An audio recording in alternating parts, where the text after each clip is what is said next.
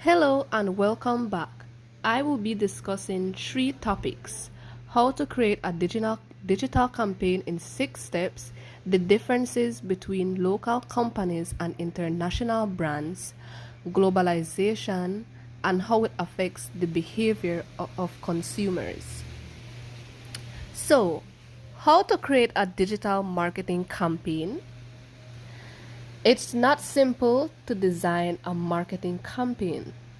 Think again if you assume a short online search will provide you with all the information you require. Because there are so many steps to creating a marketing campaign, and because you'll need to construct numerous campaigns depending on your unique business objectives and target market, there is no one definitive set of detailed instructions.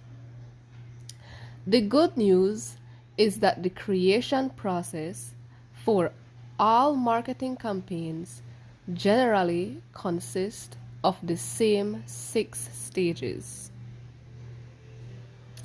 Now that you know what a digital marketing campaign is, let's talk about how to build one. These 6 simple steps can help you create an integrated marketing campaign that leads you to success. 1. Strategize your goals. Clearly defining your goals is the first stage in every marketing effort. This reveals the why behind your campaign and the goals you have in mind. The product itself, sales, customer pleasure, or another factor might be the focus of your objectives. It is essential that the objectives and resources of your marketing plan match regardless of your area of specialization. When your company has just invested in cutting-edge email software, you would want the focus of your campaign to be on social media interaction. Employee productivity will increase and project costs will be kept in check if your resources and objectives are aligned from the beginning. Also, bear in mind that your goals will mostly be used to monitor the campaign's progress. Therefore, it's critical that they be precise and quantifiable. For instance, increased sales is a fine objective to have, but it's not really clear how to accomplish it. 2. Set your budget.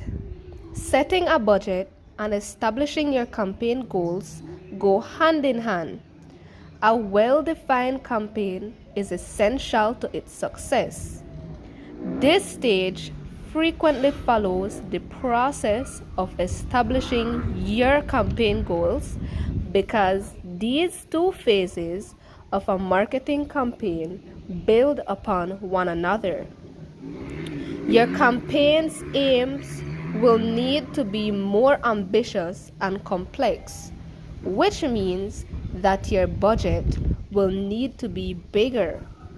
There are several ways to generate a budget for the process, just as there are various processes involved in creating a marketing campaign. Your spending plan may be a portion of current sales revenue, considering what rivals have spent on comparable marketing initiatives, resulting from adding up the cost of the campaign's responsibilities. Whichever approach you use, be sure to properly communicate the budget to the entire team and routinely monitor your expenditures to make sure you stay within it. 3. Define your target audience. Your return on investment will be higher if you can pinpoint your target market more precisely at the commencement of your marketing effort. You can set lofty objectives and have the resources to carry them out. But if you don't connect with the proper people, your efforts will always be in vain. Be sure to take the following factors into account as you determine your target audience. Data about the population. This comprises the audience's age, gender, and professions. Psychological details. This provides you with information about your audience and what matters to them. It describes the attitudes, convictions, and way of life of your target market. Location in space. Different audiences will have different requirements. For instance, a Phoenix resident is less likely to purchase waterproof boots than a Seattle resident. Industry. To more effectively target particular industries, you may occasionally need to change your marketing strategies. People who work in technology, for instance, are more likely to encounter your LinkedIn ads than people who primarily work in agriculture. Business size. Your audience's needs will alter in a business to business context depending on the size of the organization. You must wisely manage your budget because small businesses have quite distinct needs than larger enterprises. Favored media outlets. Finding out where your audience already spends the majority of its online time and concentrating your marketing efforts on those media platforms can help you save a ton of time and money. The more you can discover about your intended market, the better. This information enables you to precisely adapt your marketing strategy so that it conveys personalized messages to the target audience. 4. Develop your message. Creating your message is one of the most vital marketing campaign tasks. Creating a compelling campaign message is considerably simpler if you've done your research and clearly identified your target demographic. Effective campaign communications cover the following topics. They emphasize unmet wants and pain spots while playing on the emotions of the audience. They underline how the audience will benefit from the product by solving that need or pain point. They establish your business as a respectable industry authority. The hardest element of creating a campaign message is undoubtedly establishing credibility. Sharing customer reviews, obtaining endorsements from reputable authorities in the industry, and publishing or citing case studies that support your assertions are some typical strategies for gaining the trust of your audience. 5. Execute your campaign. Finally, your campaign is ready to be put into action after you've established defined goals, established a realistic budget, and finalized your messaging. This will be your last opportunity to assess your campaign and make any required modifications before executing your objectives. It takes considerable planning and organization to carry out the campaign as intended. For scheduling and marketing tasks, the various campaign components frequently come under the purview of other departments. You might have created the overall campaign, but another person will be in charge of actually delivering the campaign emails and making sure they are planned to be sent out in a cadence that is appropriate for your audience. And our last and final step is analyzing the results. Analyzing the results is the last step in a marketing effort. Here, you evaluate whether your campaign was successful in achieving the objectives you set while staying within your budget.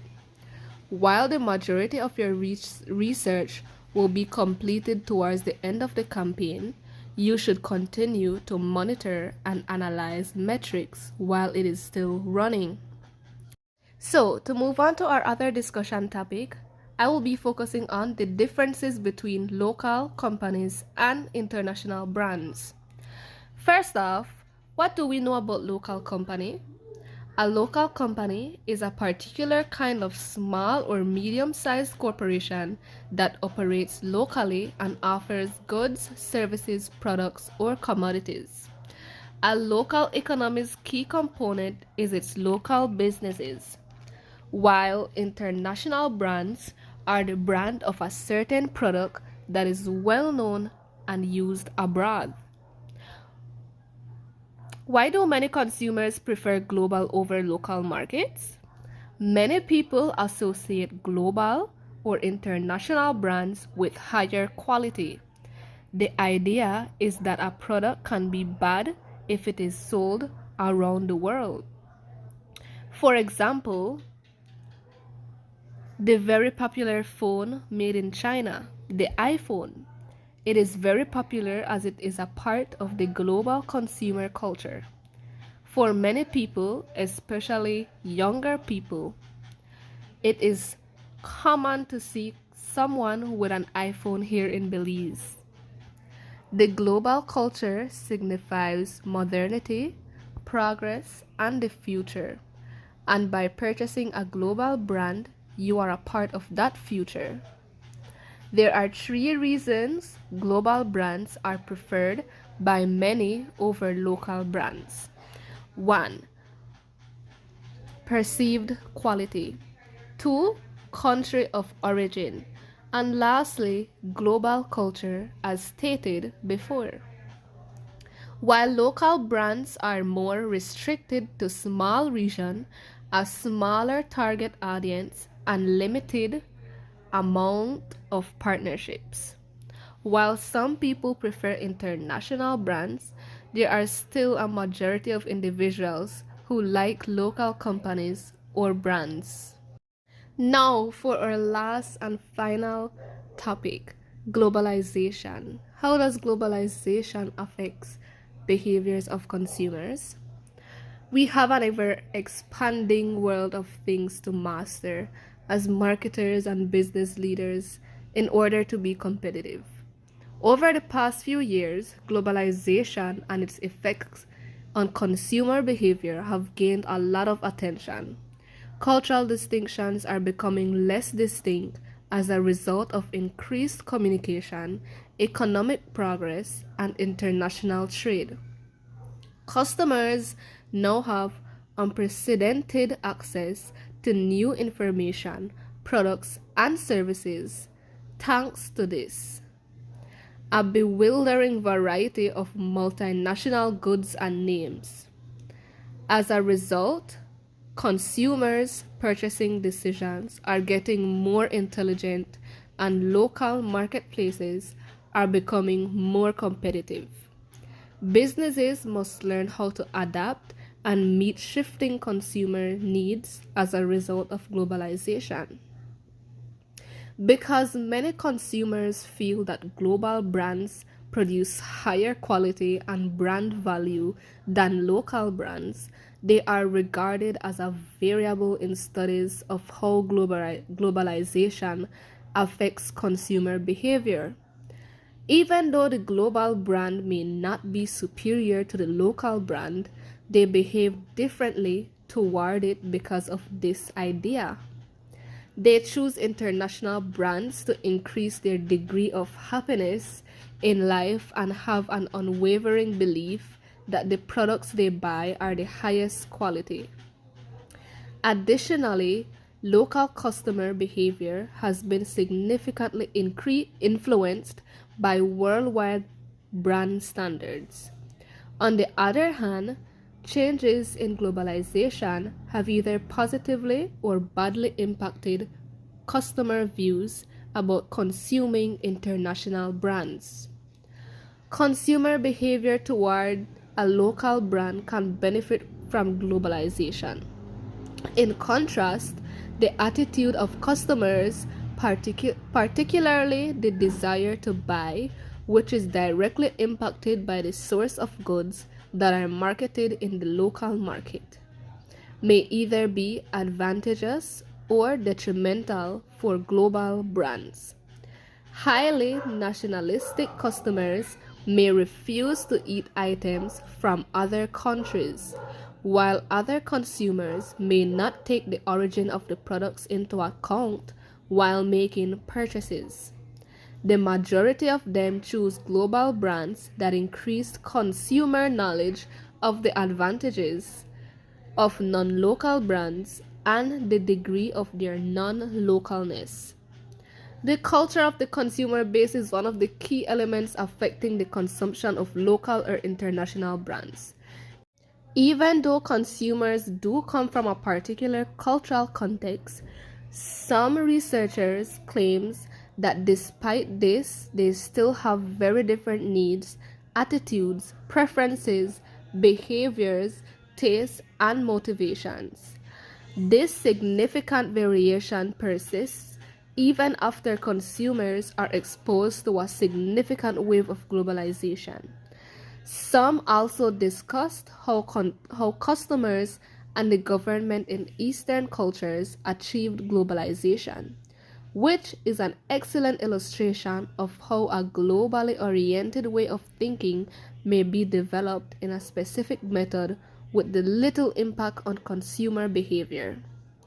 So, from those three topics that I've discussed, I hope that you all paid keen attention and that your minds were thinking as I discussed and that you learned something new from today. Thank you.